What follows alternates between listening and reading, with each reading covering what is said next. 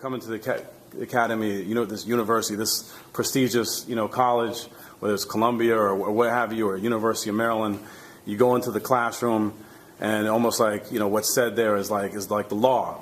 But as we know, university is becoming more and more liberalized. They're, more and more, diluted. Students can come into a classroom and literally, be obfuscated in terms of, history, not just our history as African people, but just history in general, totally being taken out of context. And so my question is, and also to add to that, when you mentioned, and I think, Todd, you alluded to that, you said right now, jump on YouTube. And I think last time, Jared, you were on the panel here, with Obi and some other folks, this was raised as well, is that right now, if you're serious about finding out the truth about Malcolm, there are books there. I mean, for God's sakes, you can go onto YouTube and you can hear from the man's voice himself and get audio, get speeches, and listen to Malcolm himself tell you what he thinks on certain issues. Given what I just said about the academy, would you advise students to start their own scholarship regarding Malcolm, and not just Malcolm but other heroes and sheroes such as Ella Baker or Kwame Ture, and even looking at the fact that that book, the autobiography of Malcolm X, changed my life, but also, as you know, that there were components taken out of it because we know now that Alex Haley was collaborating with the feds, the FBI, and there was a significant part of that book taken out, especially like looking at his work that he was trying to do with the OAU and they didn't want that. They definitely didn't want that information out there for folks to say, damn, this is a good idea. So what's your advice to them? Like, what should they do, knowing that there's all this misinformation out there? How about you, Todd? Well, I mean, I think first of all that you have this reading group is a great start. And I would just say, always remember that these institutions are not here to teach us. The institution doesn't exist to teach us this history so that we can act on it and make the change that these people were assassinated for trying to make. What I also often say to students is that this is the best time in your life, or maybe the only time in your life, where you will have built into your life, linked up with your age and your health and your strength and your ability to stay up for hours and remember things, to study.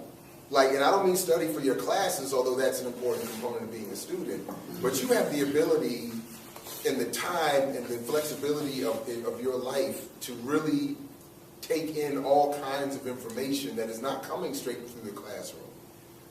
Most people, I think, will tell you that some of the best learning they've ever experienced happens outside of the classroom. So I would encourage you to do what you're doing now. Keep studying, keep taking advantage of the moment that you have now. Take advantage, as Dr. Burroughs said, of the YouTube moment that exists, because it's not going to be here much longer. Get all this information, and then find new ways to contribute to it, to fill in gaps, to make it relevant to your generation, to your particular experiences.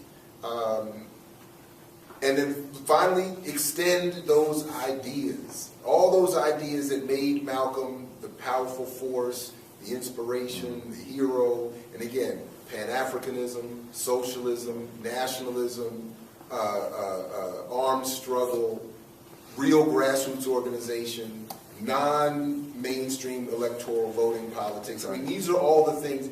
Grapple with those ideas. I'm not saying you have to follow them exactly as he did or whatever, but take those ideas and learn them, study them, inform and bring them into the mixture of the things that you're doing. I think that's the best thing any of us can do, never mind just you. So just real quickly, you said non-electoral politics, and I couldn't agree with you more, but I just want to put it out there. So you look at Pinot Joseph and that piece of rubbish that he produced, I forget, I think it was his second to last book from Black Power. So he's saying that Barack Obama is like the culmination of Black Power. Is he right or wrong? And if he's wrong, why? He's damn wrong. See, this is now remember, Pinot Joseph is a protege of Manning Marable, and part of what he is trying to do, as he told me, he wants to be the next Henry Louis Gates. So he wants to be the mainstream, well-funded, well-paid, conventional, go-to, definitive historian that's not going to encourage any of these ideas. And if you ever look at what Henry Louis Gates says about Malcolm and Kwame Ture and all these ideas we've been talking about, he hates them, and he's so explicit about it. He's just up here louder than I'm being right now. Nationalism is terrible. Kwame Ture was irrelevant. Malcolm X was wrong. No. This is who Peniel wants to be, even as he wants to be when I call it the founder, formerly the father of Black Power studies. This is so the trick he plays is that Black Power, the phrase, has been defined differently by different people forever. So what he does is he takes the most conservative definition of it and then applies it to Malcolm and then applies it to Barack Obama, so he can draw this line from Black Power through Malcolm to Obama, so that he can be well received in the most elite circles to talk about things that should be terrifying those spaces. You know, that's what I'm saying. Like, Malcolm was assassinated by the state. Dr. King was assassinated by the state. These people were killed because of the radical ideas that they engaged. To now have them recast as heroes and people who were loved by everybody is a complete falsehood.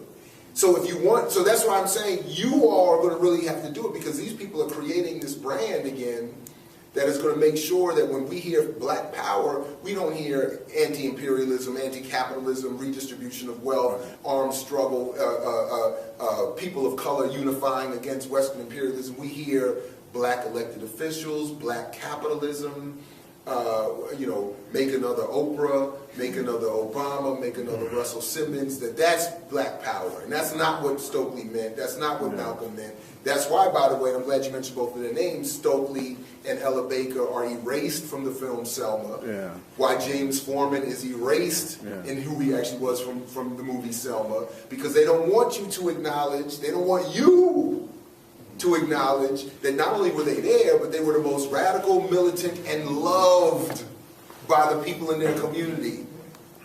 They don't want you to know that, because they don't want you, particularly now that Ferguson and all this stuff is popping off. Hi you guys, so I just wanted to come on and I'm kind of touching on this video that popped up yesterday by Sean Davie Way. Now, Sean Davie Way is usually on some clown stuff, hair flip. So we're going to call that what it is, and we're going to excuse that for what it is. But it was disturbing to me nonetheless, because we were just having this conversation about Black men on YouTube and how, are they a really good representation of Black men in America? And to me, it doesn't matter if you're gay or straight. You're still a man, you're Black, and you're in America. You should care about how you're presenting yourself, care about the information that you're presenting. It's fact.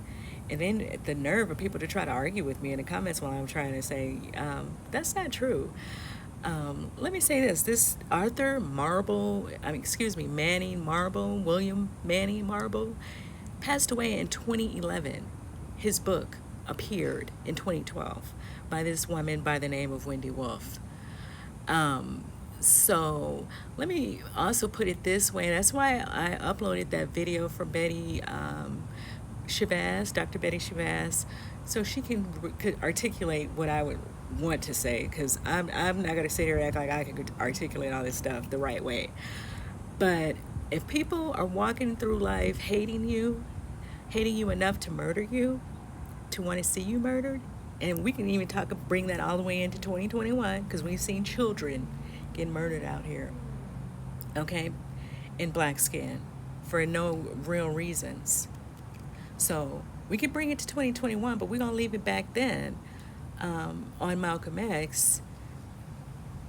Why do you think these people would not try to distort your story, distort the things that you stood for, distort the things that you stood up for? You guys need to make that make sense while you're sitting over there trying to pretend like you think that you know something about Malcolm X that he did not say out of his own mouth. I think that ignorance is bliss on that. And I just wanted to touch on that because that was very disturbing to me, that he would put him on that picture with all of these people out of the entertainment industry. Malcolm X was not an entertainer, number one. and I don't know how old Sean Davie Way is, but he don't look 19. Okay, I'm gonna call that what that is. And I've been hearing stories from some of these other YouTubers about what his husband is. And, you know, there's probably, like my grandmother used to say, when people are doing certain things, saying certain things, there's always a reason. So I'm almost positive that there's a reason that he has this disrespect for Malcolm X. If you thought he was gay, you know, why not present that story in an intelligent way, and why not present him with other civil rights leaders and activists out of the 60s, 50s, and 70s who were lesbian or gay or bisexual or whatever it is that you're trying to say? Why not present that in the right tone? Why would you match him with a Tekashi 6ix9ine and all these other folk? They would not. They all these people that you put on this picture with this man wouldn't even walk across the street for you. They wouldn't walk across the street for you if your life depended on it. You need the audacity to say and do something like that to this man's legacy. Yeah, yeah. Like I said, I know he's a clown. He's, you know, these people out here cooning for clicks. This is what they do. But, you know, let's do better. Let's do better. People could believe whatever they wanted to, and I think that this is why this woman presented this story that way, and that's why these brothers, these two doctors right here, are trying to explain it. And it's interesting because Dr. Ball is also speaking on Malcolm X today on his page, BPM, here on YouTube. So if you want to go over and listen to that conversation, I would advise you to do that, because, you know, people like to spread things that they don't have any true knowledge of. And this is what I was just saying in that video about Lord Jamara and Dr. Umar Johnson. When you don't really have that knowledge and that background to really use critical thinking, please stop talking about things because you just want to emasculate somebody because you think that they're saying something that they may not even be saying. You know, if you don't have a true education or true understanding of Malcolm X, you should seek that before you speak on him.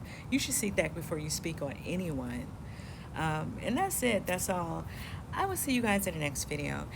You can comment. You don't have to. I can care less. You know, I just felt the need to say that because we're just seeing way too much ignorance get spread on this internet. I'll see you guys in the next video.